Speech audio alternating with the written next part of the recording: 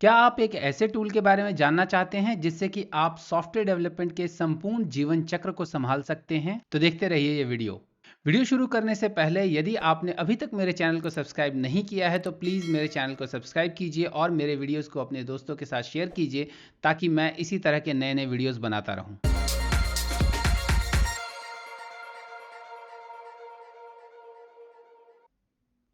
नमस्कार दोस्तों, मैं हूं एस रवि कुमार, एक सर्टिफाइड सोल्यूशन आर्किटेक्ट और आईटी करियर कोच। आज हम बात करने वाले हैं एक ऐसे टूल के बारे में जिससे कि आप सॉफ्टवेयर डेवलपमेंट के संपूर्ण जीवन चक्र को संभाल सकते हैं और उस टूल का नाम है एज़्योर डेवऑप्स। तो चलिए स्लाइड्स के जरिए इसके बारे में बेहतर तरीके से समझते हैं। एज़्योर डेवऑप्स के बारे में जानने से पहले ये जानते हैं कि डेवऑप्स होता क्या है। तो स्क्रीन पर आप देख रहे हैं विकिपीडिया द्वारा दिया गया डेवऑप्स का डेफिनेशन। इसके अंतर्गत डेवऑप्स एक ऐसी प्रणाली है जिससे कि हम ऑटोमेटेड तरीके से सॉफ्टवेयर डेवलपमेंट और ऑपरेशंस दोनों को मैनेज कर सकते हैं। आमतौर पे कंपनीज में डेवलपमेंट और ऑपरेशंस की दो अलग अलग टीम्स होती हैं। डेवलपमेंट टीम वो होती है जो कि सॉफ्टवेयर डेवलपमेंट मैनेज करती है और ऑपरेशंस टीम वो होती है जो कि सर्वर्स, प्रोडक्शन डिप्लॉयमेंट और नेटवर्क्स वगैरह मैनेज करती है। अब अमूमन समस्या क्या आती है कि डेवलपर ने तो अपना कोड बना दिया, डेवलप कर दिया और उसका आउटपुट पैकेज बना करके प्रोडक्शन टीम को या डिप्लॉयमेंट टीम को, ऑपरेशंस टीम को दे दिया और उन्होंने सर्वर पर डिप्लॉय किया। ये सारा काम पहले मैनुअली होता था और इसमें बहुत सारी परेशानियां भी आती थी।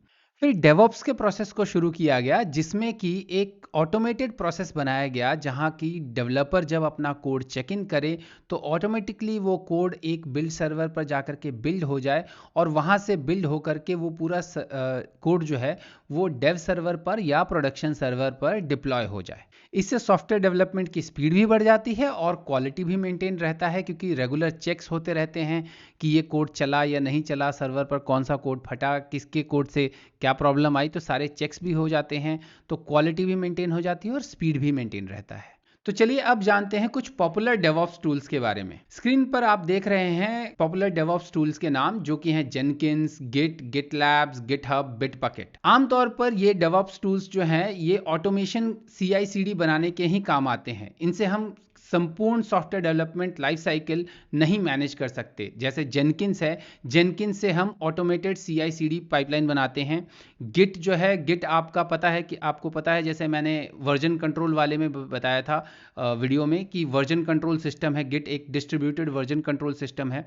उसी में आपको CI/CD पाइपलाइन बनाने का भी ऑप्शन अवेलेबल है। उसी तरह गिटलैब्स भी जो है वो Git based version control system है जो कि बेसिकली एक प्रोडक्ट है। जैसे गिटलैब और गिटहब जो है ये दोनों के दोनों प्रोडक्ट हैं, गिट बेस्ड प्रोडक्ट हैं और गिटलैब एक अलग कंपनी चलाती है। गिटहब जैसा कि आपको पता है माइक्रोसॉफ्ट ने खरीद लिया है। सेम बिटबकेट भी आपका Git based version control system है और इन तीनों वर्जन कंट्रोल सिस्टम में ही CI/CD पाइपलाइन या कॉन्टिन्यूअस इंटीग्रेशन और कॉन्टिन्यूअस डिलीवरी के पाइपलाइन बनाने के ऑप्शंस भी अवेलेबल हैं। मगर इनमें से किसी भी टूल को यूज करके आप सॉफ्टवेयर डेवलपमेंट के कंप्लीट लाइफ साइकिल को नहीं मैनेज कर सकते। अब बात करते हैं कि एज़्योर डेवऑप्स क्या है। जैसा कि आप स्क्रीन पर लिखे हुए डेफिनेशन से पढ़ सकते हैं कि एज़्योर डेवऑप्स जो है एक सूट ऑफ टूल्स है, मींस कि एक कंप्लीट पैकेज है जिसमें कि हम different style of software development practices को फॉलो करके आप software development life cycle manage कर सकते हैं। यानी कि आप complete software development life cycle, software development का संपूर्ण जीवन चक्र एक ही टूल के थ्रू या एक ही डैशबोर्ड के थ्रू मैनेज कर सकते हैं। तो मैं इतने देर से बकवास किए जा रहा हूं कि एज़्योर डेवऑप्स जो है वो complete software development life cycle या कंप्लीट सॉफ्टवेयर डेवलपमेंट जीवन चक्र को मैनेज करने के लिए यूज होता है।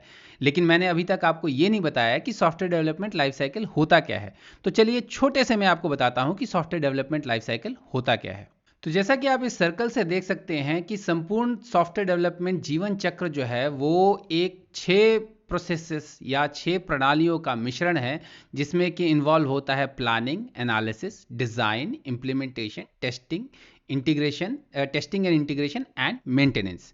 तो एक एक करके बताता हूं। प्लानिंग हो गया जहां पर कि हम प्लानिंग करते हैं सॉफ्टवेयर के बारे में कि हमें सॉफ्टवेयर में बनाना क्या है, क्या क्या करना है, वो सारी चीज़ें कि सॉफ्टवेयर के फीचर्स क्या क्या होते हैं।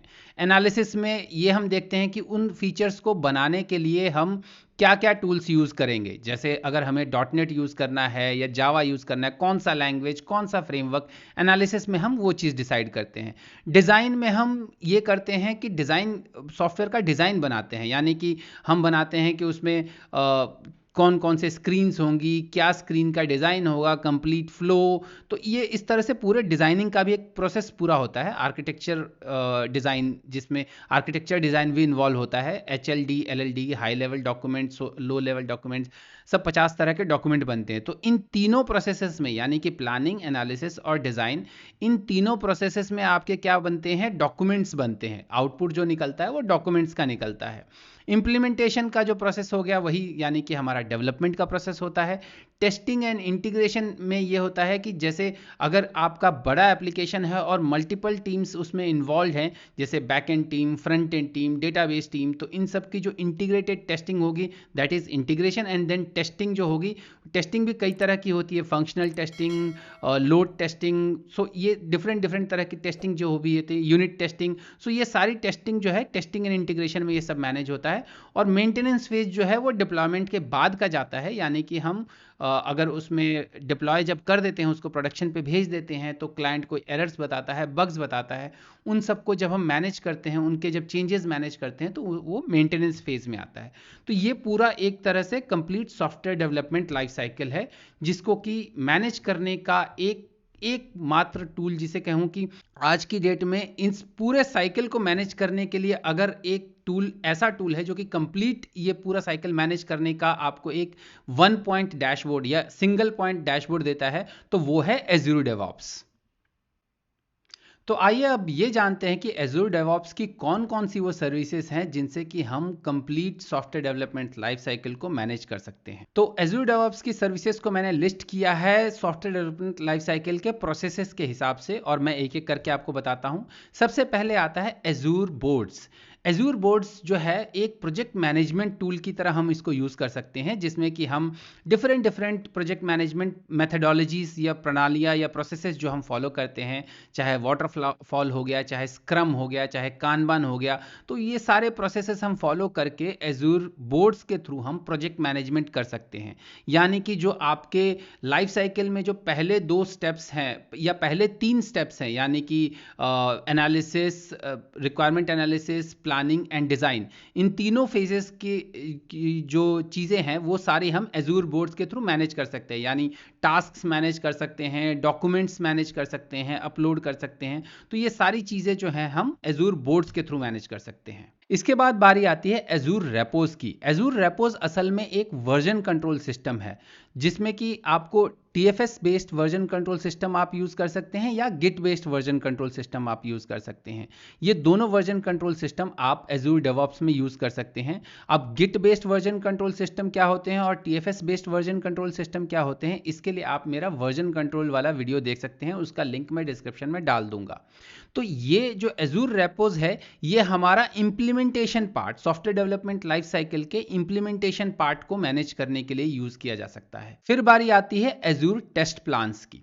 Azure टेस्ट प्लान के द्वारा हम ऑटोमेशन टेस्टिंग या टेस्ट प्लानिंग ये सारी चीज़ें मैनेज कर सकते हैं। यानी कि टेस्टर अपने ऑटोमेशन टेस्ट केसेस लिख सकता है, उनको रन कर सकता है। ये सारी चीज़ें, ऑटोमेशन टेस्टिंग वाली सारी चीज़ें जो है हम Azure टेस्ट प्लान के थ्रू मैनेज कर सकते हैं। तो इसमें हमारा सॉफ्टवेयर डेवलपमेंट लाइफ साइकिल का टेस्टिंग एंड इंटीग्रेशन वाला पार्ट मैनेज हो जाता है। फिर बारी आती है Azure पाइपलाइंस की।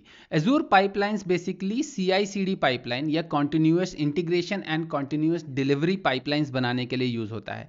ये एक्चुअल में डेवऑप्स है। So this is the actual DevOps, यानी कि आप CI/CD पाइपलाइन जो बनाते हैं, जिसमें कि आपका डेवलपमेंट और ऑपरेशंस टीम दोनों मिल के काम करती है, that is the actual DevOps. तो ये काम आपका जो एक्चुअल डेवऑप्स वाला काम जो है वो Azure पाइपलाइंस के थ्रू आप मैनेज कर सकते हैं, जिसमें कि आप अपना कंप्लीट CI यानी कॉन्टिन्यूअस इंटीग्रेशन और CD यानी कॉन्टिन्यूअस डिलीवरी। कॉन्टिन्यूअस इंटीग्रेशन हम उस पार्ट को कहते हैं जिसमें कि डेवलपर ने कोड चेक इन किया और चेक इन करते ही कंप्लीट कोड जो है वो ऑटोमेटिकली बिल्ड हो गया। उसको हम कहते हैं कॉन्टिन्यूअस इंटीग्रेशन। कॉन्टिन्यूअस डिलीवरी हम कहते हैं जब डेवलपर ने कोड बिल्ड पुश किया, चेक इन किया और अपने आप बिल्ड चला और बिल्ड चलने के बाद वो कोड जो है वो डेव सर्वर पर या किसी सर्वर पर, यूनिट टेस्टिंग सर्वर पर, कहीं पर भी आपका डिप्लॉय हो गया, तो उसको हम कहते हैं कॉन्टिन्यूअस डिलीवरी। एज़ूर पाइपलाइंस जो है वो हमारे सॉफ्टवेयर डेवलपमेंट लाइफ साइकिल के स्टेप नंबर 4 और 5 का हिस्सा है, यानी कि implementation and testing and integration. जब हम CI/CD पाइपलाइन बनाते हैं तो उसके ये CI/CD पाइपलाइन हमेशा हमारे डेवलपमेंट प्रोसेस में रन करते हैं। तो ये इंप्लीमेंटेशन और testing and deployment, testing and integration के हिस्से में आते हैं। अब बात करते हैं एज़ूर आर्टिफैक्ट्स की। एज़ूर आर्टिफैक्ट्स जो है वो बेसिकली एक पैकेज मैनेजमेंट टूल है, यानी कि यदि आपने कोई DLL बनाया है अपने इंटरनल यूज़ के लिए या कोई न्यूगेट पैकेज बनाया है अपने इंटरनल यूज़ के लिए एप्लीकेशन के, तो उन सारे पैकेजेस को मैनेज करने के लिए आपका एज़ूर आर्टिफैक्ट्स यूज़ होता है। एज़ूर आर्टिफैक्ट्स के जैसे ही बहुत सारे टूल्स अवेलेबल हैं मार्केट में। गिटहब की तरफ से भी अपना एक आर्टिफैक्ट्स का फीचर है, गिटलैब्स में भी इसी तरह का फीचर है।